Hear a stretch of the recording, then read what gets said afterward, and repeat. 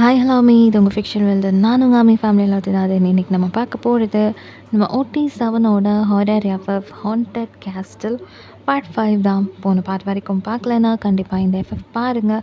Horror content பிடிச்சவங்களுக்கு கண்டிப்பாக இந்த FF பிடிக்கும்னு நம்புகிறேன். அண்ட் தென் கேட்டு முடிச்சதுக்கப்புறமா என்ன நினச்சிங்கன்றத கமெண்ட்டில் சொல்லிட்டு போங்க. உங்கள் கமெண்ட்காக நான் கண்டிப்பாக வெயிட் பண்ணிகிட்ருப்பேன். ஓகே, இப்போ நம்ம ஸ்டோரிக்குள்ளே போகலாம்.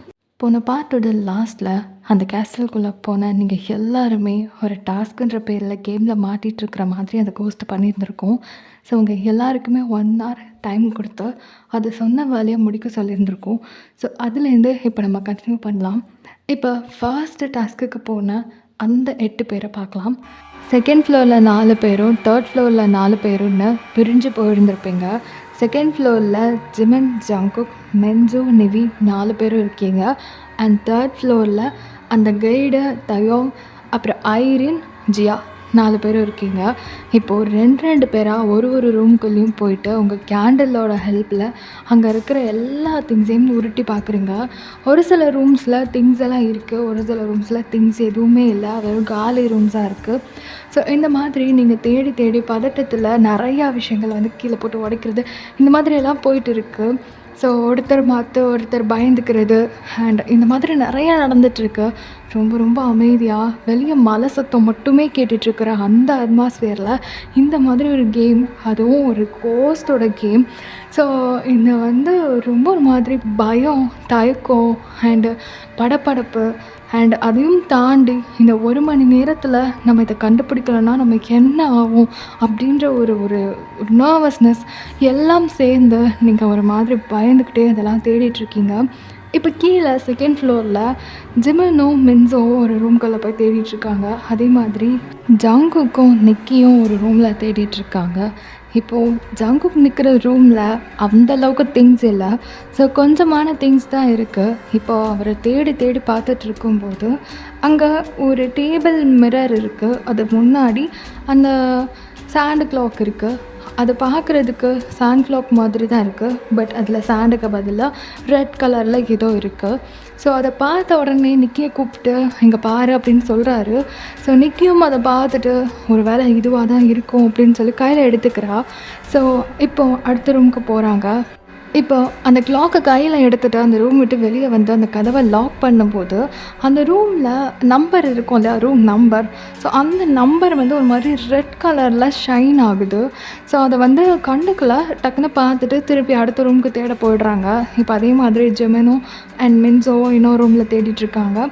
இப்படியே போய்கிட்டு இருக்கு. இப்போ அவங்களுக்கும் அதே மாதிரி ஒரு கிளாக் கிடைக்குது. அவங்களுமே இப்போ அந்த டோரை லாக் பண்ணும்போது அந்த ரூம் ஒரு மாதிரி ரெட் கலரில் ஷைன் ஆகுது அந்த நம்பர்.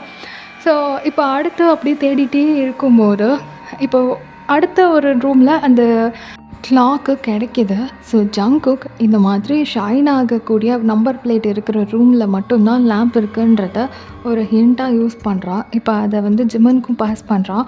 ஆக மொத்தத்தில் 2 பேருமே அந்த ஹிண்ட்டை யூஸ் பண்ணி அந்த ஃப்ளோரில் இருக்கிற எல்லா ரூமையும் பார்த்துட்டாங்க. ஸோ இப்போது அவங்களுக்கு மொத்தமே 4 லேம்ப் கிடச்சிருச்சு அந்த ஃப்ளோரில். 4 கிளாக் கிடச்சிருச்சு.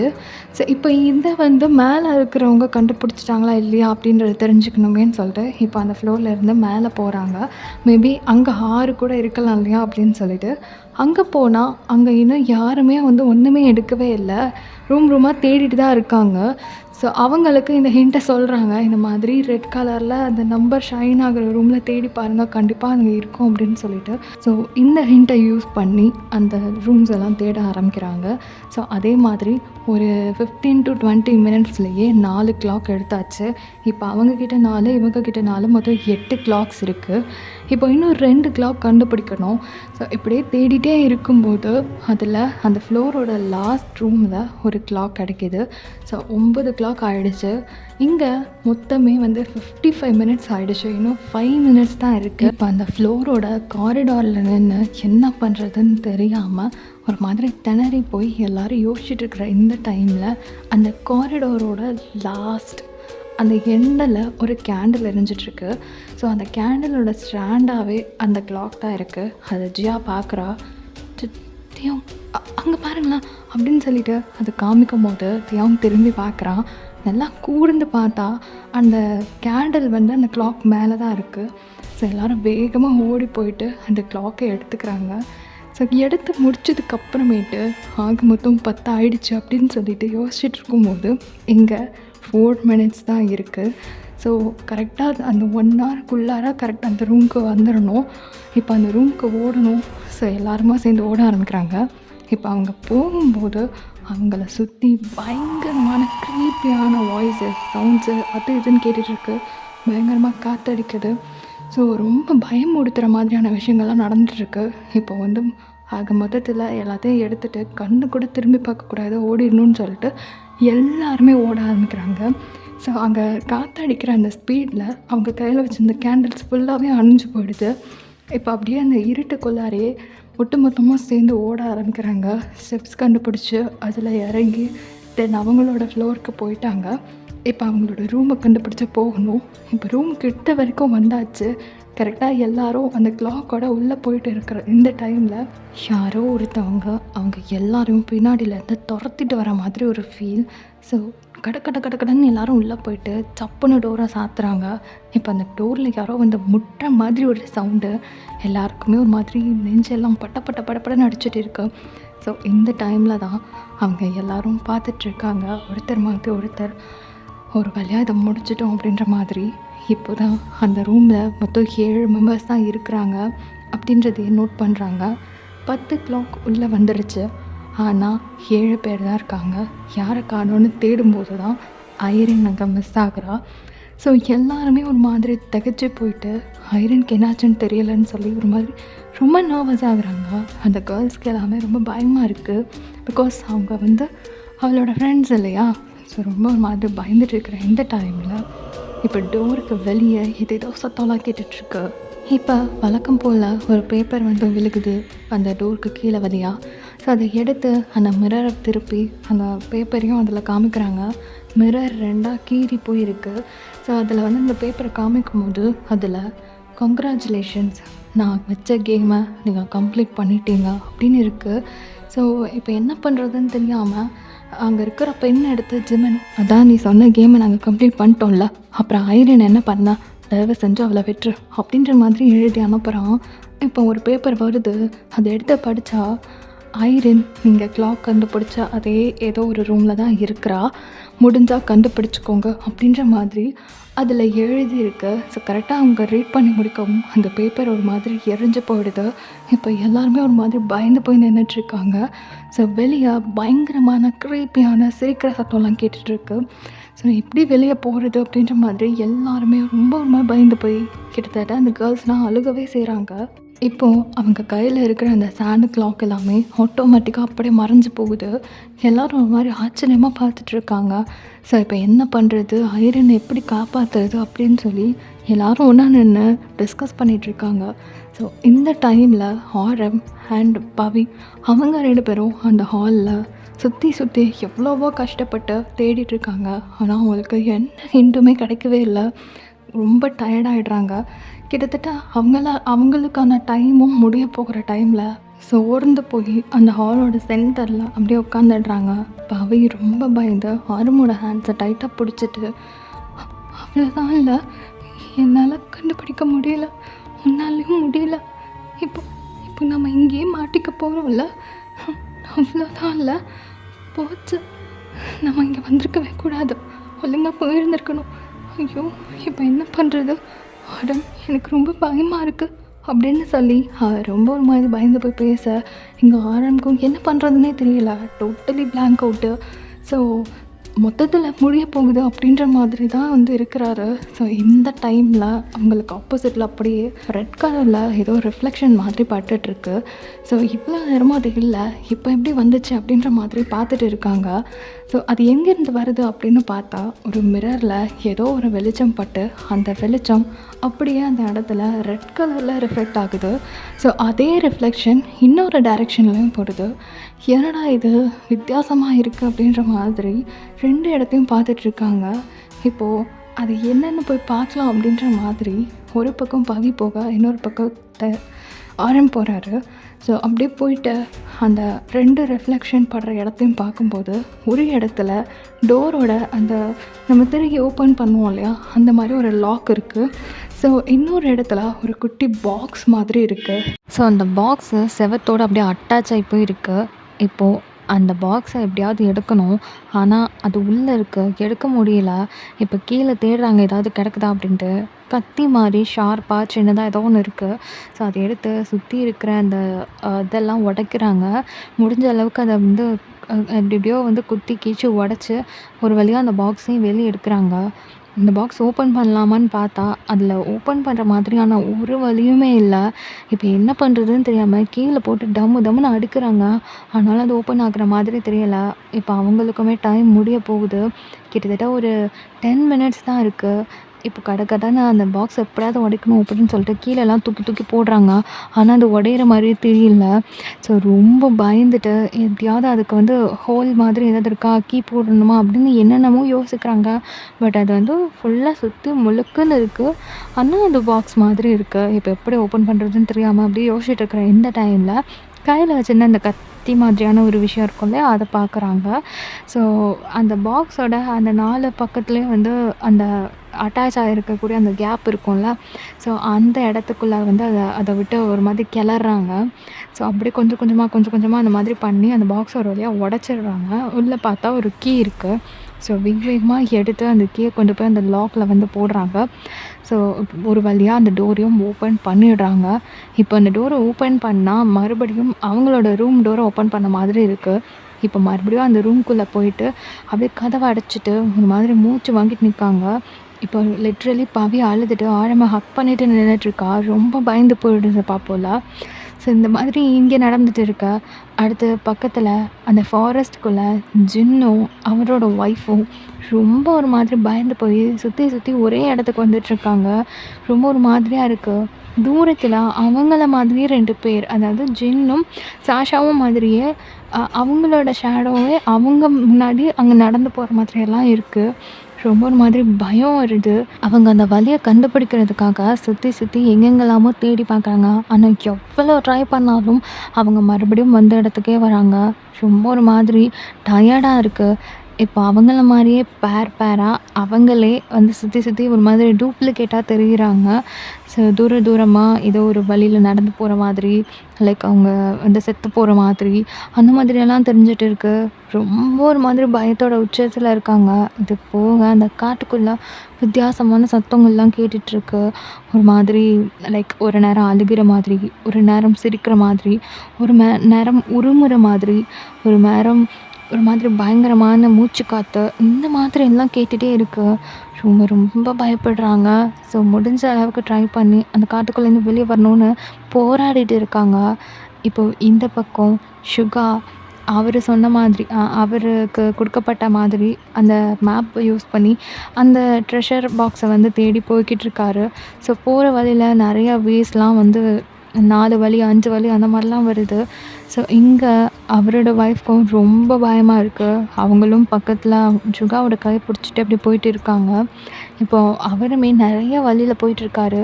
இப்போ ஒரு வேலை போய்கிட்டு இருக்கும்போதே சடன்லி இந்த ஸ்கெலிட்டன்லாம் இருக்கும் இல்லையா, அதெல்லாம் வந்து ஒரு மாதிரி சரிஞ்சுலாம் விழுகுது. அதெல்லாம் பார்த்து ரொம்ப பயப்படுறாங்க. இப்போது அங்கேயுமே ஒரு மாதிரி யாரோ குடுகுடுன்னு ஓடுற மாதிரி எல்லாம் சத்தம் கேட்குது. ஸோ தூரத்தில் யாரோ ஒருத்தர் நின்று சிரிச்சிட்டு இருக்கிற மாதிரி, தென் மிரட்டுற மாதிரியெல்லாம் இருக்குது. இந்த பயத்தோடையே 2 பேரும் எப்படியாவது இதுக்குள்ளேருந்து வெளியே வந்துடணும் அப்படின்ற ஒரு எண்ணத்தோட அப்படியே போய்கிட்டு இருக்காங்க. குறிப்பிட்ட தூரம் வரைக்கும் தான் முன்னாடி வெளிச்சம் இருக்குது. அதை தாண்டி முன்னாடி செம்ம டார்க்காக இருக்குது. ஸோ முன்னாடி என்ன இருக்குன்றதே பக்கத்தில் போனால் தான் தெரியும். அந்த மாதிரி ஒரு சூழ்நிலையில் அவங்க நடந்து போய்கிட்டு இருக்காங்க. ரொம்ப பயந்து போய் இப்போ கொஞ்சம் தூரம் போனதுக்கப்புறமா மேப்பில் அந்த ஒரே வே தான் போய்கிட்டுருக்கு. ஆனால் இங்கே அவங்கள குழப்புற மாதிரி அந்த ஒரே வே 2ஆக பிரியுது. ஸோ ரைட்டில் போகணுமா லெஃப்டில் போகணுமான்னு தெரியல. ரொம்ப ஒரு மாதிரி கன்ஃப்யூஸ்டாக அந்த இடத்துல நின்றுட்டுருக்காங்க. ஒரு 5 மினிட்ஸ் கிட்டக்க அப்படியே நின்றுட்டுருக்கா. இப்போ பின்னாடிலேருந்து யாரோ ஒரு மாதிரி அவங்கள பின்தொடர்ந்து நடந்து வந்தால் ஒரு மாதிரி சத்தம் கேட்கும் இல்லையா, ஸோ அந்த மாதிரி கேட்குது. அதுவுமே ஒரு மாதிரி உருமிக்கிட்டு ஒரு ஒரு க்ரீப்பியாக அது வந்தால் எப்படி இருக்கும் அந்த மாதிரி கேட்குது. ஸோ பின்னாடியும் முன்னாடியும் செம்ம டார்க்காக இருக்குது. அதுவும் பக்கத்தில் வந்தால் தான் அது என்ன விஷயம் அப்படின்றதே தெரியும். ஆனால் இங்கே பயத்தோட உச்சத்தில் அவங்க இருக்கிறதுனால எப்படியாவது முன்னேறி போயிட்டே இருக்கணும் அப்படின்னு தான் யோசிக்கிறாங்க. இப்போ அப்படியே ஏதாவது ஒரு வழியை சூஸ் பண்ணி போயிடலாமா அப்படின்னு தான் இருக்குது. ஆனால் தப்பாக போயிட்டா அவ்வளோதான், நம்ம கதை முடிஞ்சுது அப்படின்ற மாதிரியும் தோணுது. இப்போ இப்படி இருக்கவே இப்போது அந்த ரைட் சைடு வேக்குள்ளே தூரமாக ஒரு சின்ன வெளிச்சம் தெரியுது. ஸோ அந்த வெளிச்சத்தை பார்த்ததுமே ஏன்னு தெரியல அதை பார்த்து போகணும் அப்படின்னு அவருக்கு தோணுது. ஸோ அவரோட ஒய்ஃப் அப்படியே கூப்பிட்டுக்கிட்டு அந்த வேலை போக ஆரம்பிக்கிறாரு ரைட் சைடு. ஸோ அவங்க 2 பேரும் நடந்து போக போக போக அந்த வெளிச்சமும் முன்ன நோக்கி போய்க்கிட்டே இருக்குது. அது என்ன வெளிச்சம் அப்படின்றதே இவங்களால கெஸ் பண்ண முடியல. லைக் ஒரு சின்ன ஃபயர் பால் மாதிரி இருக்குது. ஸோ அப்படியே அது பின்னாடியே போய்க்கிட்டு இருக்காங்க. அவங்க நகர்ந்து போக போக பின்னாடி இருக்கக்கூடிய அந்த சத்தமும் அவங்கள நோக்கி ரொம்ப வேகமாக நகர்ந்து வந்துக்கிட்டே இருக்குது. ஸோ பின்னாடி யாரோ வராங்க அப்படின்றத அவங்க 2 பேருமே கெஸ் பண்ணிடுறாங்க. ரொம்ப ஒரு மாதிரி பயத்தோட உச்சத்தில் தான் அவங்க நடந்து போய்க்கிட்டு இருக்காங்க. இப்போ இந்த பக்கம் ஹோபி அவரோட ரூமில் அந்த புக்கை ஒரு ஹாஃப்க்கு மேலே படிச்சிட்டாரு. ஸோ அதை படிக்க நிறைய விஷயங்கள் அவருக்கு புரியுது. ஸோ அதெல்லாம் வந்து ஒரு மாதிரி அப்சர்வ் பண்ணிக்கிட்டே அதெல்லாம் வந்து படிச்சுட்டு இருக்காரு. இங்கே அவரோட ரூம் டோரை வந்து யாரோ வெளியே இருந்து ஓப்பன் பண்ணுறதுக்கு அவ்வளோ ட்ரை பண்ணிகிட்ருக்காங்க. இப்போ பக்கத்து ரூமில் ஆரம்க்கு எப்படியாவது இந்த விஷயத்த எல்லா ஃப்ரெண்ட்ஸ்கிட்டேயும் சொல்லி அலர்ட் பண்ணி நம்ம இங்கேருந்து போயிடணும் அப்படின்னு தோணுது.